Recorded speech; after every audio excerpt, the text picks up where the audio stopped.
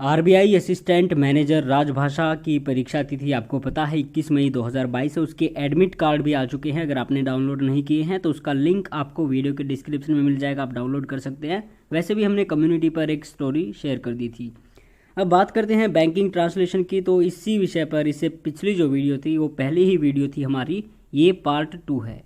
इसमें हम बैंकिंग जो टर्म्स होती हैं, जो सेंटेंसेज होते हैं, उनका ट्रांसलेशन करते हैं English to Hindi and Hindi to English. तो चलिए शुरू करते हैं। लेकिन इससे पहले आपको बता देते हैं, इससे पिछली वीडियो में हमने कहा था कि अगर आप लोग अच्छी प्रतिक्रिया देंगे, कमेंट सेक्शन में कमेंट करेंगे, तो हम एक और वीडियो लेके आएंगे। और आज भी वही बात कह रहे हैं कि अगर आपका अच्छा रिस्पॉन्स रहता है तो हम और वीडियो लेके आ रहे हैं। कमेंट करने के लिए आपसे क्यों कहते हैं? कमेंट करने के लिए इसीलिए कहते हैं ताकि हमें पता चले कि आप लोग इन वीडियोज़ को पसंद कर रहे हैं। ये भी हो सकता है कि हम अच्छा कंटेंट बनाते इतनी मेहनत से और आपको पसंद ना आए, तो उस पर और ज़्यादा मेहनत करने की ज़रूरत नहीं है। लेकिन आपने जितना एक्सपेक्टेड था इतने लोगों ने कमेंट तो किए नहीं, लेकिन फिर भी ठीक ठाक रिस्पॉन्स था कैंडिडेट्स का, यानी कि स्टूडेंट्स का, जो भी हैं आप। तो चलिए शुरू करते हैं। तो इससे पिछली जो वीडियो थी आपको पता होगा, उसमें हमने 5-5 सेंटेंस किए थे, लेकिन आज हम 10-10 सेंटेंस करेंगे, यानी कि 10 इंग्लिश टू हिंदी और 10 करेंगे हिंदी टू इंग्लिश। तो 5 हमारे हो चुके हैं। पाँचों के बैकग्राउंड हमने थोड़े से लाइट डार्क कर दिए हैं ताकि आपको ये पता चल जाए कि ये जो सेंटेंसेज हैं हम पिछली वीडियो में कवर कर चुके हैं। ये आप आई बटन पे देख सकते हैं। अगर आपको वो वीडियो देखनी है तो आप इस पर क्लिक करें और आप डायरेक्ट उस वीडियो पे चले जाएंगे। आगे नंबर 6 का सेंटेंस आता है इंग्लिश टू हिंदी। देखिए, जब भी आप ट्रांसलेशन करते हैं घबराना नहीं चाहिए। और बड़ा सेंटेंस है तो आपको ये नहीं सोचना चाहिए कि यार बड़ा सेंटेंस है कैसे ट्रांसलेशन करेंगे। उस सेंटेंस को आप एक बार पढ़ लीजिए। तो क्या कहता है? Interest rate on export credit has been aligned with rating of the borrower. Interest rate क्या होता है? ब्याज दर। इंटरेस्ट ब्याज होता है, रेट दर होती है। तो इसका जो ट्रांसलेशन है वो डायरेक्ट कर देंगे, ज़्यादा टाइम नहीं लगाएंगे, क्योंकि हम शॉर्ट जो है सेंटेंसेस का ट्रांसलेशन कर रहे हैं। अगर यहाँ पे आपके लिए लंबे सेंटेंस लेके आते हैं या फिर पैराग्राफ लेके आते हैं तो उसमें टाइम लगाना होता है, लेकिन हम इतना टाइम नहीं लगाएंगे। तो इसका अनुवाद क्या है? निर्यात ऋण पर ब्याज दर को उधारकर्ता, यानी कि बोरोवर। तो इस तरह की जो टर्म्स है वो आप याद कर लेना। उधारकर्ता की रेटिंग के साथ संरेखित किया गया है। यहाँ पे अंकी बिंदी नहीं लगी है, संरेखित से पे अंकी बिंदी आएगी। तो रेटिंग को हम यूं का यूं लिख रहे हैं और संरेखित नहीं किया गया है। आगे चलते हैं, यानी कि संरेखित किया गया है। आई एम सॉरी, ये कई बार मिस्टेक हो जाती है, ध्यान कहीं और होता है, बोल कुछ रहे होते हैं। आगे है number 7। The global cost of deposit was contained at 4.44%। जमा राशियों की वैश्विक लागत 4.44% पर बनी रही। ग्लोबल कॉस्ट होती है वैश्विक लागत। डिपॉजिट आपको पता है जमा होता है। वाज कंटेंड यानी कि बनी रही वो। आगे चलते हैं नंबर 8 पे। Banks low cost franchise remained robust with the CASA share. CASA को यूं का यूं लिख देंगे, एक टर्म है, यानी कि एक एब्रीविएटेड वर्ड है। कासा शेयर के साथ बैंक की कम लागत वाली सुविधा मजबूत रही। आगे है number 9। Post amalgamation the entire staff of the bank is working as unified team. Amalgamation क्या होता है? समामेलन। ये कई बार आता है, कई सारे बैंक के एग्जाम्स में आता है, आपको याद कर लेना चाहिए। और पोस्ट होता है किसी के बाद, जैसे पोस्ट ग्रेजुएशन, तो वो ग्रेजुएशन के बाद की जो डिग्री होती है वो पोस्ट ग्रेजुएशन होती है। पोस्ट अमलगामेशन, समामेलन के बाद।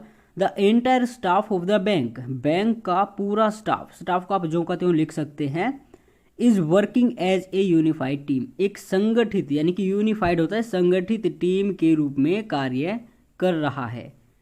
तो टीम का भी हम यूं का यूं अनुवाद कर सकते हैं। जो वर्ड्स इससे पहले भी वीडियो में मैं बता चुका हूं कि जो वर्ड्स प्रचलन में आ चुके हैं, चाहे वो किसी भी भाषा के हैं, हम उनका लिप्यंतरण यूं का यूं कर सकते हैं।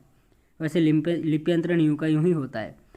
आगे है नंबर 10 पे। Individual share holders log in through their depository participants. Individual share holder होते हैं व्यक्तिगत शेयर धारक, अपने निक्षेपागार सहभागियों के माध्यम से लॉगिन कर सकते हैं। नंबर 11 पे आता है। Half yearly meetings of the committees were held regularly. समितियों की हाफ ईयरली होता है, हाफ ईयरली मीटिंग, अर्धवार्षिक बैठकें नियमित रूप से हेल्ड रेगुलरली आयोजित की गई।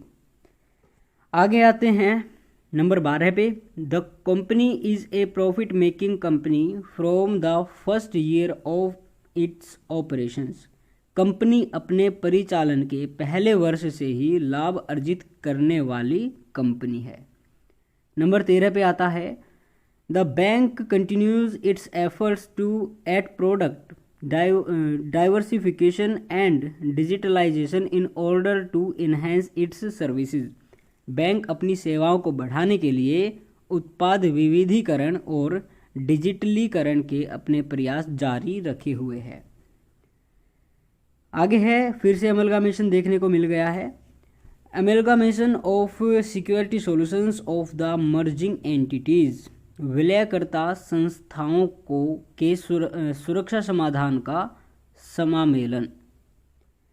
तो यहाँ पे मर्जिंग एंटिटीज होता है, विलयकर्ता, मर्ज होता है विलय होना, यानी कि जो जैसे आप आजकल देख रहे हैं बैंकों का एक तो प्राइवेटाइजेशन ज़्यादा हो रहा है और प्राइवेटाइजेशन की वजह से ही उनका विलय हो रहा है, यानी कि मर्ज हो रहे हैं, एक दूसरे से जुड़ रहे हैं, यानी कि 2 का 1 बन रहा है, 3 का 1 बन रहा है। आगे लास्ट वाला सेंटेंस है इंग्लिश टू हिंदी, इसके बाद में हिंदी टू इंग्लिश करेंगे। Reduction in technical decline in Aadhaar enabled payment system. तो पीछे से चलते हैं। आधार इनेबल्ड पेमेंट सिस्टम होता है आधार सक्षम भुगतान प्रणाली, पेमेंट होता है भुगतान, और एक आपका ट्रांजैक्शन होता है, ट्रांजैक्शन लेन देन होता है, पेमेंट भुगतान होता है। इन दोनों में आप अंतर समझ लीजिए, कई बार ये कंफ्यूज कर देते हैं। तो ये कहते हैं आधार सक्षम भुगतान प्रणाली में तकनीकी गिरावट में कमी, रिडक्शन इन टेक्निकल डिक्लाइन होगा, तकनीकी गिरावट। अब चलते हैं हिंदी से अंग्रेजी, जो सेंटेंस थे हमने 5 कर चुके हैं, 10 और करेंगे आज। नंबर 6 पे आता है कर्मचारियों के सर्वेक्षण के निष्कर्षों के आधार पर प्रक्रिया में आवश्यक संशोधन किए गए हैं। On the basis of outcomes of the employees survey, किसके आधार पर? कर्मचारियों के सर्वेक्षण के निष्कर्षों के आधार पर। तो outcomes of the employees survey, necessary modification have been incorporated in the processes. Number 7 पे आता है अंतर बैंक बाजार तक सीधी पहुंच के लिए पोर्टल को भी लोकप्रिय बनाया जा रहा है। Portal is also being popularized for direct access to inter bank market. Market आपको पता है बाजार होता है, और अंतर बैंक के लिए इंटर बैंक, लेकिन इंग्लिश में जब हम इसे लिखेंगे तो इसको इकट्ठा लिखेंगे। आगे नंबर 8 पे आता है मोबाइल बैंकिंग के माध्यम से लेन देन के लिए लेन देन पासवर्ड के अलावा प्रमाणीकरण के दूसरे कारक के रूप में OTP जोड़ा गया है। तो लेन देन आप देखने को मिल गया, हमने आपको बता दिया था, ट्रांजैक्शन होता है। OTP has been added as second factor of authentication, प्रमाणीकरण, in addition to transaction password for transactions through mobile banking. Number 9 पे है इंटरनेट बैंकिंग रिटेल ग्राहकों को डीमैट खाता खोलने की सुविधा प्रदान की गई है। Facility of opening of demat account has been provided to internet banking retail customers, यानी कि इंटरनेट बैंकिंग रिटेल कस्टमर्स का हम ग्राहक लिख देंगे, बाकी तीनों ज्यों के त्यों रहेंगे। नंबर 10 पे आता है ग्रामीण और अर्ध शहरी शाखाएं, जिसको हम RUSU कहेंगे, कुल शाखा नेटवर्क का 61% हैं। तो ग्रामीण होता है रूरल एंड सेमी अर्बन, अर्ध शहरी शाखाएं ब्रांचेज होती हैं, इसकी शॉर्ट फॉर्म बनती है RUSU। तो इसको हम रूसू नहीं लिखेंगे, वैसे ही अंग्रेजी में बोल सकते हैं, लेकिन इसको जब इसका ट्रांसलेशन करेंगे तो RUSU करेंगे। जैसे इससे पीछे आपने एक सेंटेंस देखा होगा, आपको दिखा देते हैं, कासा। तो कासा हम सभी भली भांति परिचित हैं जो बैंक से जुड़े हुए हैं, तो उसका जो का जो कर सकते थे, लेकिन कुछ वर्ड्स ऐसे होते हैं उसको हमें ऐसे ही लिखना पड़ता है RUSU। तो ये कहता है rural and semi urban branches RUSU comprise around 61% of the total branch network. तो ब्रांच नेटवर्क होता है शाखा नेटवर्क, और परसेंट को आप प्रतिशत का जो सिंबल होता है उसमें आप न दर्शाएं, परसेंट को परसेंट ही लिखें, पर CENT यानी कि स्पेस भी दे सकते हैं या फिर इकट्ठा भी लिख सकते हैं, वो आपकी मर्जी है, कोई दिक्कत नहीं है उसमें। आगे नंबर 11 पे है, अब हमने थोड़े से सेंटेंसेस लिए राजभाषा से जुड़े हुए।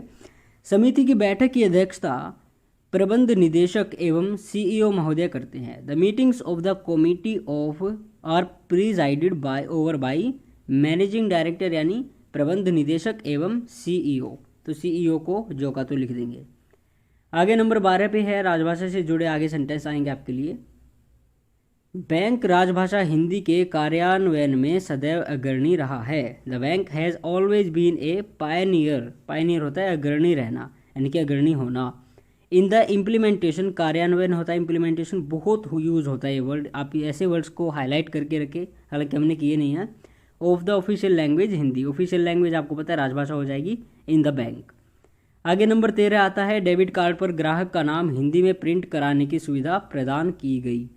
Facility to print customer name in Hindi on debit card was provided. ये आसान सेंटेंस हो जाते हैं। आगे है, ग्राहकों को एटीएम लेन देन पर्ची हिंदी में जनरेट करने की सुविधा प्रदान की गई। फिर से लेन देन आ गया, तो आपको पता है ट्रांजैक्शन का यूज़ होगा, तो इसका ट्रांसलेशन होगा customers have been provided the facility to generate ATM transaction slips. Slip होती है पर्ची इन हिंदी। और नंबर 15 अंतिम सेंटेंस आज का, स्टाफ सदस्यों को कंप्यूटर पर हिंदी में कार्य करने का प्रशिक्षण दिया गया। तो प्रशिक्षण आपको पता है ट्रेनिंग होती है। स्टाफ मेंबर्स वर प्रोवाइडेड, दिया गया प्रदान किया गया, क्या प्रदान किया गया, ट्रेनिंग प्रशिक्षण दिया गया on working in Hindi on computer, यानी कि हिंदी में कार्य, कंप्यूटर पर हिंदी में कार्य करने का प्रशिक्षण।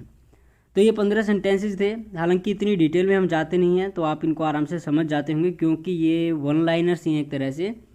और अगर आप इस वीडियो पे भी अच्छा रिस्पॉन्स देते हैं तो और भी सेंटेंस ऐड कर देंगे। इस बार 10-10 सेंटेंस लेके आए, तो 10-10 ही लेके आते रहेंगे डेली। अगर इतने सेंटेंस आप करते हैं तो आपको ट्रांसलेशन करना तो आ ही जाएगा, साथ में जो वर्ड्स यूज़ होते हैं, जो टर्म्स यूज़ होती है बैंक्स में, वो भी आपको आ जाएंगी। और बाकी आप और भी जो आपके सब्जेक्ट्स हैं उनकी तैयारी रखिए, और पार्ट्स की भी तैयारी करते रहिए। और इस पे आप अपना रिस्पॉन्स ज़रूर दीजिए। अगर आपको वीडियो पसंद आई है तो आप एक और वीडियो की डिमांड कर सकते हैं, कमेंट सेक्शन में कमेंट कर सकते हैं। तो चलिए, इसी के साथ हमारे टोटल हो चुके हैं 15-15 = 30 सेंटेंसेस। आगे और आप कहाँ तक, ये आपके ऊपर है कितने सेंटेंस आप कलेक्ट करवाना चाहते हो। अंत में आपको एक PDF भी प्रोवाइड कर दी जाएगी। ये PDF आपको जो की तो दे दी जाएगी, लेकिन ये आपके ऊपर है। आप जितना अच्छा आपका रिस्पॉन्स होगा उतनी अच्छी हमारी क्वालिटी होगी, इतना ही अच्छा हम इम्प्रूव करने की कोशिश करेंगे। और आप कमेंट सेक्शन में ये भी बताएं कि और किस तरह के सेंटेंसेस या फिर पैराग्राफ्स का भी अनुवाद करवाया जाए। और अगर हमारी, यानी कि जैसे आपको पढ़ाते तो क्या सेंटेंस ही दिखाते हैं, लेकिन अगर आपको लगता है कि किसी और तरीके से भी समझाया जा सकता है तो वो भी आप कमेंट में ज़रूर बताएं।